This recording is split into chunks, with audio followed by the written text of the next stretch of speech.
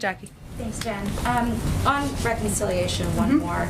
Has the president given a top-line number to members of Congress that he would accept that's less than $3.5 trillion?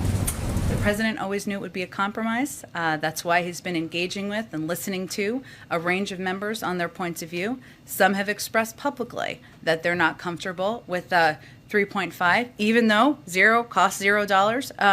But I'm not going to speak on their behalf of what they're advocating or negotiating with each other. The president's just looking to unite the party to get across the finish line. Sounds like he has given a number then. No, I wouldn't say that. I would say he is hearing from a range of members on what they're comfortable with. That's part of the discussions right now. Okay. And then President Obama said on ABC about the border. President Obama or President Biden? President Obama. Okay. On ABC said immigration is tough. This was an interview that aired on Good Morning America. Got it. Yes. Immigration is tough. It has always been because on one hand, I think we're naturally a people that wants to help others. At the same time, we're a nation state. We have borders. The idea that we can just have open borders is something that, as a practical matter, is unsustainable. Does President Biden agree with President Obama that open borders is unsustainable? We don't have open borders. So yes, he agrees. Okay.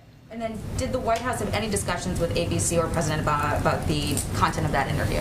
Not that I'm aware of. Obviously, the current president, the former president are friends, and they engage on a regular basis, but I'm not aware of any conversations about it. And then I wanted to ask about Secretary Mayorkas yesterday.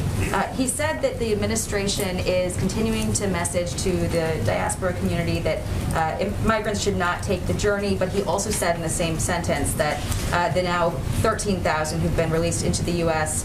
Is an appropriate figure and a function of our operational capacity. How should migrants hear both of those messages at the same time and not think that they should come and expect the same treatment? Well, by the same treatment, the 13,000 or 12,000 individuals we're talking about here are put into immigration proceedings, right? When they're put into immigration proceedings, it does not mean they get to stay in the United States. There are some exceptions, as the Secretary spoke about when he was here on Friday, to Title 42, which we're still continuing to administer.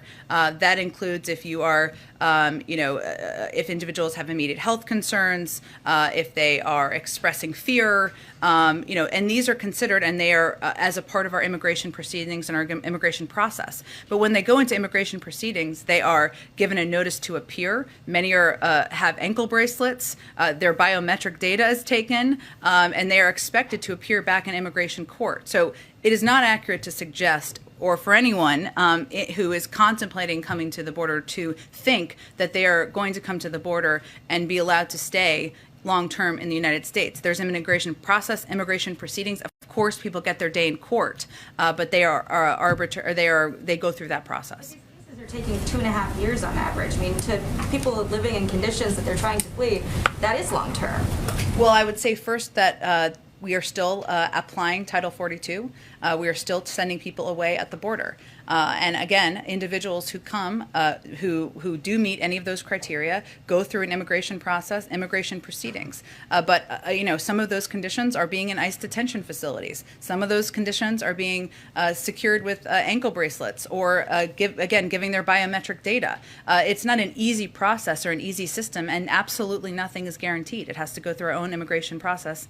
But again, our system is broken, needs to be fixed. That's what we'd love to work with Republicans on. Is the administration doing anything to prepare for this second group that we're now expecting on the southern border within the next month or so? There have been reports that the numbers could be between 15,000 and 20,000 more migrants.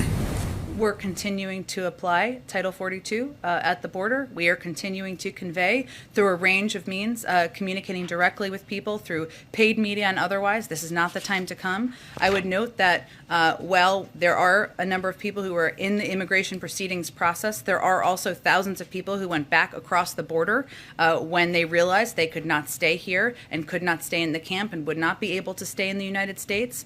So there are some deterrence mechanisms that have been put in place. Obviously, our Department of Homeland Security continues to prepare in any scenario as we look to migrants coming to approach the border. Go ahead, Lynn. Actually, Obama